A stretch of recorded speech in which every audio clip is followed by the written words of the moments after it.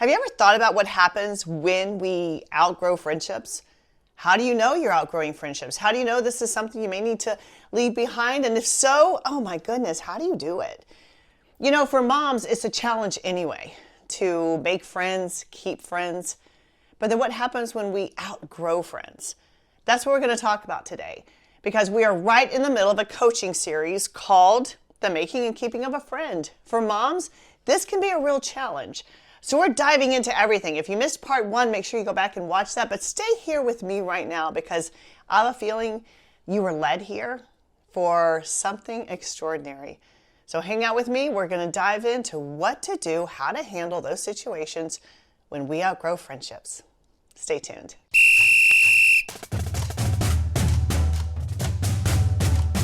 Welcome to Mom Mastery University, the education every mom should have had, but didn't. I'm Hannah Keeley, America's #1 mom coach, and class is now in session.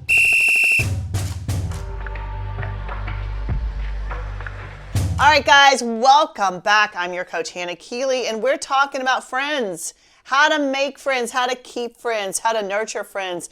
And today, well, we might be talking about how to let go of friends. That's right, because the ones who start aren't always the ones who finish, and sometimes, let's face it, as moms, we go through so many different phases, so many chapters of life, there's so many challenges, and sometimes the friends we have don't always make the cut. I know that might sound, wow, arrogant or rude, but let's face it, sometimes we get to places in life where friends don't always fit like they used to. Maybe you're evolving. Maybe your friends are not. Maybe you just have different realities that you have to face in life, and all of a sudden you just don't sync up that well. But we're going to talk about all of that today, because this is part 2 in the coaching series, The Making and Keeping of a Friend. So we're talking about what happens when we outgrow friendships. Now, in part 1, we talked about why we isolate, why friends are hard for moms, because sometimes it is. So make sure, if you haven't, go back and watch part 1. I think you're gonna really enjoy that. It sheds a light on how your wiring is as a mom, and why sometimes we have a tendency to isolate, and friends just, I don't know, they're just hard, right? Sometimes. But we're talking today, this is part 2, we're talking about when we outgrow. What happens and why does it happen when all of a sudden the friends don't feel like they fit anymore? So we're going to talk about your friend garden today. And there's actually 5 different kinds of friends. So let's go ahead and dive right in. What are these 5 different types of friends? Well, I've always thought of friends as a garden. So we're going to go in our garden and talk about our friends. So the first kind of friend, these are the perennials. If you know anything about gardening, you know perennials are those plants that just keep coming back every season, right? As soon as it hits fall, you know these plants are coming back. As soon as it hits spring, these plants are coming back. Summer, these plants are coming back. I have some coneflowers outside, and sure enough, every single year, they keep coming back more prolifically than they were last season. I have some ruella that is growing, and sure enough, every single spring, they start coming up out of the ground and bringing all their friends with them. And so we do have friends in our lives that are perennials. We know season after season, no matter what that season looks like, whether it's a season of new motherhood challenges where you feel tired, overwhelmed, you're doubting yourself, they're going to be there. You know, when you enter into just the navigation years of motherhood, when you're just finding your groove and trying to get those routines, those systems in place, they're going to be there. You know, in those phases when the kids are growing up, entering the teen years, all those challenges, the hormones, they're going to be there. So with perennials, how do we nurture them? We nurture them with an expectancy. We feed them. We take care of them. And we allow them to pull back when they need to pull back. This is important to understand about the perennials in your life, those friends.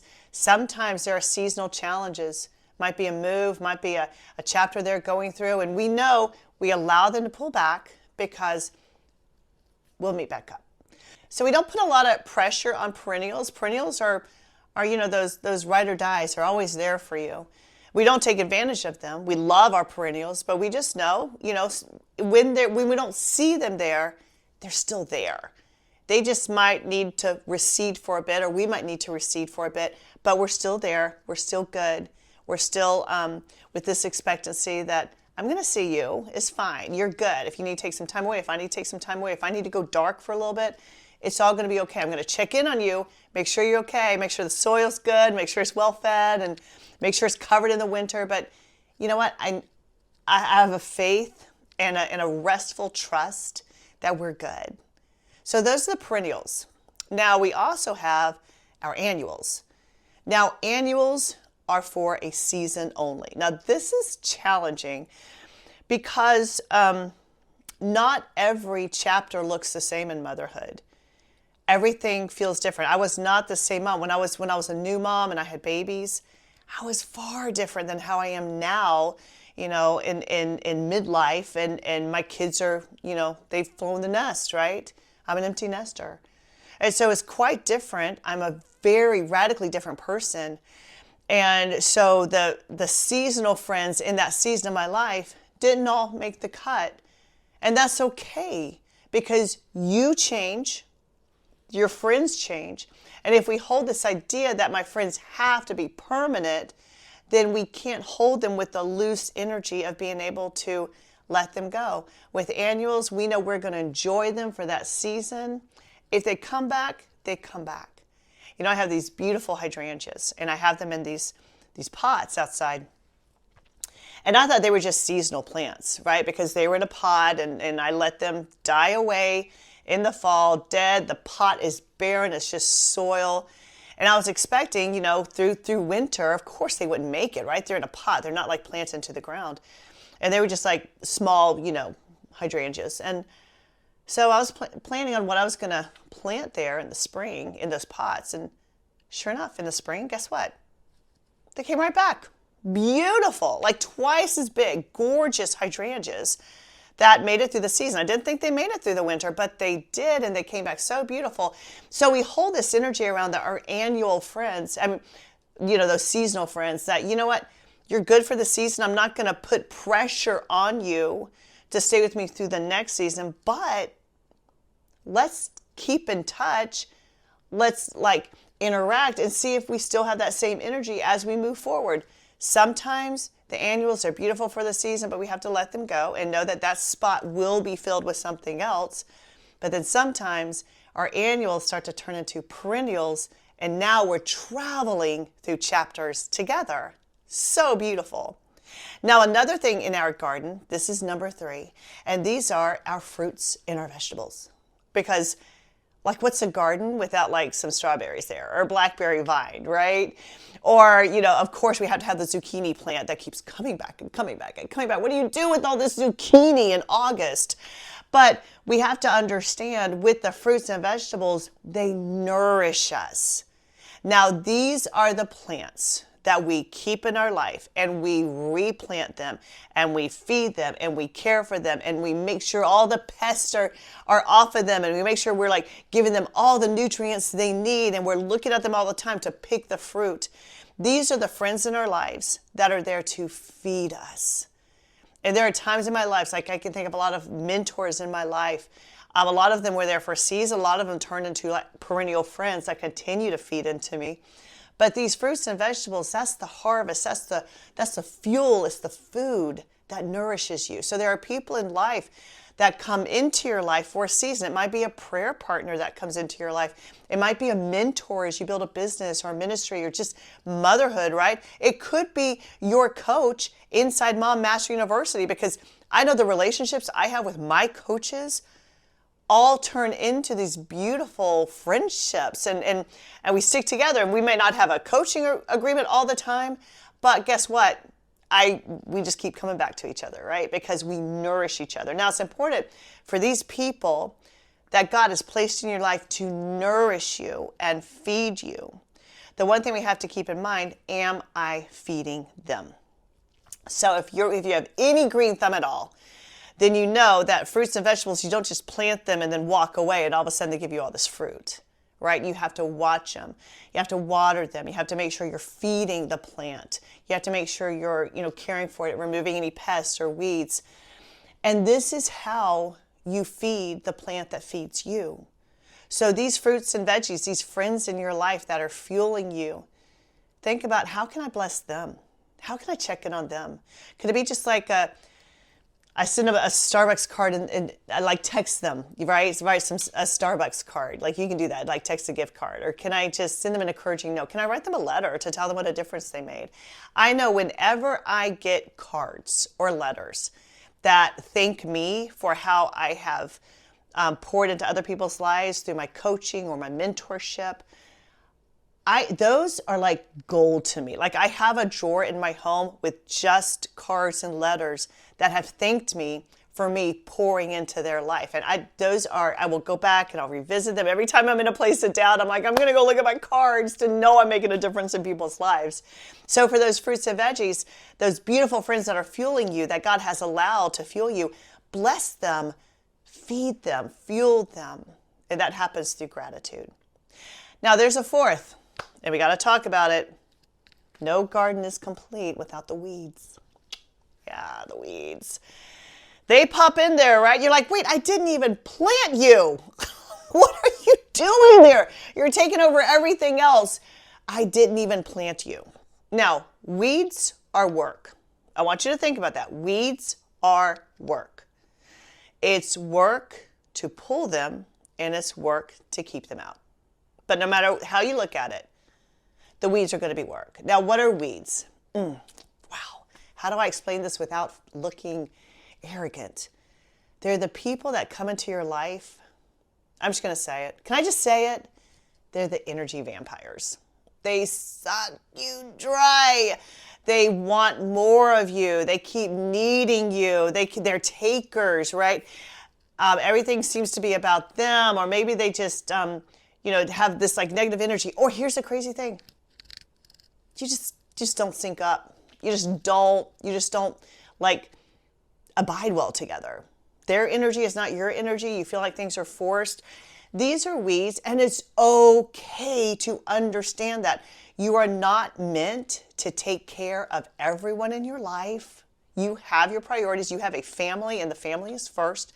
You have to take care of you, and you have to take care of your family. And beyond that, sometimes we need a spirit of discernment around the friends in our life, around the people that are in our life. Just because they're in our circles, and it could be neighbors, it could be people who you go to church with, it could be people in a Bible study with you, it could be in a group that you do, it could be, I don't know, like all of the things we do as moms.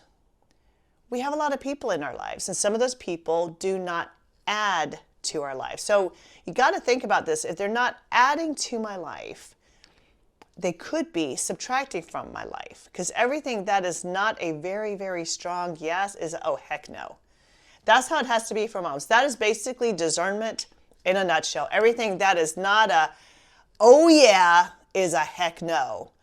So if friends are not a oh yeah, then maybe we need to weed the garden, pull them out, because it could be a heck no, because it is taking time and energy, and everything we say yes to means we're saying no to something else. It could be no to your own time. It could be no to time with your children, with your husband. It could be time devoting to something where God is leading you. But everything we say yes to, we have to understand we're also saying a no. Where is that no? That's what we need to find. And as soon as we find that no, we're like, wait, I don't need to spend time and energy here. This is a plant that has to go. If you think about weeds in your garden, it's a plant that is not bringing beauty or function. Like think about the annuals, the perennials, the fruits and veggies. Now, a zucchini plant is not the prettiest plant in the world, but it's providing function, it's fueling you, right? The annuals are beautiful. The perennials, yeah, maybe they're attracting butterflies. Maybe they're attracting bees and pollinators. Like they're doing something. You have them there because of their beauty or their function. What about the weeds? They're not performing beauty or function. So do you have to continue to water the weeds? Maybe it's going to be work, because weeds are work. Maybe it's going to mean I need to do some weeding. Okay, so I got to get to the fifth type of plant. Now, these are what I call the no longer working flowers, the no longer working plants. There are plants that we have planted for a season. They're there, and all of a sudden we feel obligated to keep those plants there. I remember in this planting strip in my backyard. It's over next to our fence, kind of out of the way, a beautiful little spot, and I had three bushes there that I had watered over and over and over and cared for them for, 4 years. And then I looked at those bushes one day and I realized those aren't working anymore. I planted things around them. I did some, landscaping. I built like this little beautiful like secret garden like right beyond it, and they just weren't working anymore. There was a time when they looked okay and they worked, but they weren't working anymore. And that one day I just looked at them with fresh eyes. I'm like, I don't think these belong here anymore. They worked once, but they're no longer working. They're the no longer working plant. So I dug them all up. Literally that day, before I moved away from that energy, I got a shovel, I dug them up, and now I have a strip, and I planted some beautiful flowers and some vines that are now attracting like all the bees and all the butterflies. It's just like this beautiful area now that I love looking at. But before it was just, I'll just keep watering it. I'll just keep weeding it. And then I realized, wait, why am I doing this anymore? So there's a type of friend in your life that may have worked in one season, and you might feel obligated to continue to care for that friend in a different season. But it's not selfish. We have limited resources when it comes to time and energy. And so we have to use discernment around where we're going to spend that time and energy. And if the friends are just no longer working, it's okay. It's okay to be in that spot where you're like, maybe I don't need to continue to pour into this relationship anymore. It worked once, and now just out of this feeling of obligation, I'm still feeding this plant, and it's really not working for me anymore. Now, we have to work with some belief around that, okay? Before you can let a friendship go and do some of your garden weeding, because that's what it is. We got to weed our friend garden. Not everyone's going to make the cut. Before you can let friends go, and what we're doing is we're making room for what we desire in there. If you're going to talk about the making and keeping of a friend, we have to set the ground rules. We have to clear the landscape and know these are the kind of friends I want in my life. Some won't make the cut. That's okay. But we have to work with the belief, I can't disappoint people. Now, if you are a people pleaser, this will be a challenge for you, but that's what we're doing here. That's why we're here, is we work through challenges to become the next version of ourselves, which is always better than the one that you're in right now. That's why you're here. You're here for growth. And so that growth means I have to look at the belief that I can't disappoint people. Can you? Can you give yourself permission for people to have whatever reaction they want around your behavior? Do you have to tiptoe around people? Do you have to make it safe for people? Do you have to make sure they don't get upset or mad? Think about that. Does that feel like the heavy yoke? Yeah, that's hard. Because what it means is now you are the responsible party for another person's emotions. Let me ask you this. Have you ever evolved or learned something or grown through disappointment? Ever? You're probably thinking, yes, I can actually remember several times through disappointment, I actually grew, and I'm grateful for it. So by you thinking you can't disappoint people, you could actually be preventing them from doing some amazing growth in their life. Do you have to make sure people are not disappointed? Maybe not. Maybe you can operate with freedom and allow people to be responsible for their own emotional response. That's freedom. And when you start to get to that place, then you can work through that instinct to immediately try to please people, and you become free. Think about it. To not have to hold responsibility for other people's emotions. Doesn't that sound like freedom? Doesn't that sound liberating? Doesn't that sound like you can take like a big, huge, deep, fresh breath? I can just be me and give everyone the freedom to respond however they choose to respond. Because when you think about it, people pleasing is actually a passive form of manipulation. We're trying to manipulate people so that we don't feel bad. It's okay. You don't have to protect yourself. You don't have to protect people. You don't have to manipulate anything, because you are free to feel how you feel, and they are free as well. Freedom goes so far. Okay, so we have to keep gardening. This is what we do. Gardening is, whether you like literally garden or not, gardening is an expression. It is something we do for several reasons. And I'm going to talk about that. There's actually 4 reasons why we garden, but these are the same 4 reasons why we create a friend garden. A friend garden is the selection of who we spend time and energy with. We get to determine the garden. The garden does not have to be determined for us. This is a big problem for moms, because a lot of times the social circles and the friend circles of our mom, and we talked about this earlier, are by default and not design. So what if you chose, I'm going to be a designer. I'm going to design my friend garden in a way that I really enjoy, that uplifts me, that encourages me, that fuels me. I'm going to enjoy this. So there's 4 reasons why we garden, but we're doing this on a friend level. I have this poster, and it says, don't judge me, okay? Don't judge me. But it's this woman holding a shovel, and it says, gardening because murder is wrong. And I love that, because I just feel like gardening is just, I love to garden. It is such a release. I just get lost in it. I'm in my flow state. Even when I'm pulling weeds, when I'm pruning, when I'm planting, it just feels so good. So what if this could be this beautiful place where we're nurtured? Because murder is wrong. Like, we need to deal with our emotions. And a great way to deal with our emotions and manage them better is to have a support system to help us in that. Friends are a beautiful thing to have in life. And when you design your friend garden in a way that nurtures you, then you're happy with the results, and they add to your life instead of subtracting from your life. So there's 4 reasons we garden, and these are the same 4 reasons we make friends. The first reason that we garden, you ready for this? It's the power of creation. We are actually operating in our highest power. When you think about it, as a woman, you have the gift of creation. Think about it. You're the womb. Like, you provide the place for the seed to take place and to plant and now grow into another being. What? God poured in you this power of creation. So we garden because, honestly, what we create creates us. Everything we create now turns and pours into our life and creates us. Think about it with your kids.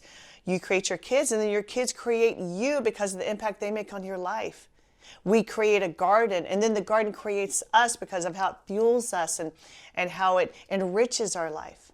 Sometimes we create problems, and then the problems create us. So whatever we create creates us. So if we're operating in our highest power, and that is creative ability, that's our truest spiritual self, is being a creator. And when we're doing that, we can choose to create in a positive direction or a negative direction. Again, the gift of discernment. And sometimes that is literally praying to God, God, let me see what I'm not seeing right now. Let me hear what I'm not hearing right now. God, give me wisdom that I might not have right now to know whether it's a heck yeah or a heck no. Because if it's not a oh yeah, then it might have to be a heck no. So this power of creation is channeling our ability, like when we're talking with people, when we're interacting with people, we're using this power of selection to think, is this what I want to pour my creative power into? Do I want to create a relationship with this person? Do I want to take this further?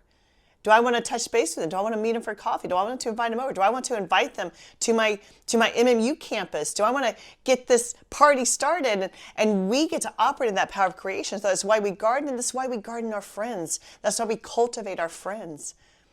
It's because we see that there is potential here in a relationship. and we get to create it. Now, the second reason we garden is it changes our world. Think about it. If you love gardening, or if you've seen like gardening shows or home improvement shows, they're like, a lot of times you'll see this like empty landscape, right? There's nothing there. And sometimes it can look distracting. It can look messy. And then you bring in the plants. You bring in the landscaping. You bring in the pots and the lighting and all the things. And all of a sudden you have a garden. And guess what? You want to be in that garden because it's such a place of beauty. So friends allow you the power to change your world. Isolation might feel easier, but it doesn't become easier. It actually gets harder and harder. So don't fall, like we talked about why we isolate in part 1, don't fall for that trick of isolation thinking just because it feels better, it's going to be better. It's not better. It actually will get progressively worse. So how do I change my world? I cultivate friends. I reach out to people. I talk with people. I open up with people. And guess what? All of a sudden, I see a difference. When we start to think about it, when we're gardening and we go to those home improvement stores or a nursery and we see someplace, we're like, oh, they're so pretty. Like something just draws me to them. And I want to take them home and I know the perfect spot and I put them in there and I take care of them. It changes your environment. It's a beautiful thing. So the same thing with friends. It changes our world. We're here to make a difference. We're here to change the world. And I believe that in order to make a difference in this world, it really boils down to, am I making a difference in people's lives? So am I making a difference in people's lives? Maybe friends aren't always about who's going to fuel me and who looks best in my garden, but how I can show up in their garden. Can I fuel them? Can I be a blessing to them? And when that synergy happens, something in me wants to bless you and something in you wants to bless me. And I feel this connection that God has drawn us together for such a time as this. Add them to your garden. You're going to change their life and you're going to change your world. Now, number 3, it makes life beautiful. Gardening makes life beautiful. Friends make life beautiful. Do you know one of the highest energies, you can measure energy, one of the highest energies is the energy of laughter. Right. It knocks off the scale, baby. The energy of laughter is such a high, positive vibration. And think about it with friends. Those are the people you can laugh with. The people who can lighten the load a little bit. The people who help you see humor in the things that do not look humorous to you right now. Or the people you can just share the same story and you're both laughing about it. Laughter is contagious. But it's not going to be contagious if you don't have people around you to spread it to. So friends make life beautiful. I mean, think about this. As soon as something great happens in your life, what's the first thing you want to do? Tell somebody, right? Celebrate. Friends are there not just to lighten the load in the hard times, but to celebrate the great times. A garden does that. A garden makes life more beautiful. It makes hard times feel less hard. It makes good times feel more celebratory. So what if that's another reason why we just get in there and garden? Because it makes life beautiful. It makes our life beautiful to have people we can walk with through life. It makes life more adventurous, more laughter, more beauty. So this is one reason why we continue to garden. And the last reason, this is number 4, it blesses you. Now this, I believe that God, the way we bring value to people is honestly God's blessing in operation. Think about it. You can't get out of the first chapter of the Bible without reading that He blesses us and then tells us, now go be fruitful, multiply, go replenish the earth, go subdue it and have dominion. All of that. How does it happen? By blessing other people. You are able to bear fruit because you bring something of service in you to help other people, and there's a value exchange, and now fruit is grown in your life and fruit is grown in their life because you blessed them with value. You are a high value person, but we have to understand how to bring this value to other people so we can operate in God's blessing. God wants to bless you. How does God bless you? Typically, He blesses you through people. So how does that chain of events start? Something in you pours into them. That's where the chain starts. When I know I can bless people, when I know I have something of value and I get it to them, the law of reciprocity takes over, and then they start pouring value into your life. And all of a sudden, the blessing is in operation. Friends are a blessing. And you know why friends are such a blessing to you? Because you're such a blessing to them. So that's how we kick it off. We're going to learn to have dominion by beginning to bless other people. So look at how you can bless other people. Look at how God can use what you're really good at, what the gifting that you have, and bring it to people's lives, and watch what happens. Watch how they pour into you, and all of a sudden, you become the one who's sitting in your blessing garden. And gardening is amazing. I hope you've been blessed through this, and make sure you don't stop here. This is not the end. This is just the beginning. So make sure you get inside Mom Mastery University. Go do the work. It's very important that you do the work. And that's where, like, I take you through step by step. We do it in real time together. Do these exercises. You can take what this coaching is from your head and then put it out into the world so you can start to get results. This is not, again, where it stops. This is where it starts. So log into your account inside Mom Mastery University. Click on number 2 in this series, the Making and Keeping of a Friend, and then do the extended work that you can only find inside Mom Mastery University. And if you're not a member of Mom Mastery University, why not get inside? Go to mommastery.com, take a simple quiz, find out how we can serve you. Get inside.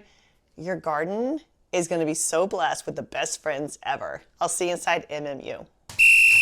So what about you, Mama? Are you ready to enroll in the only school that will not only change your life, but also your legacy? Go to Mom Mastery University, where we dive deep into the biblical principles that give ordinary moms extraordinary results. Get enrolled today.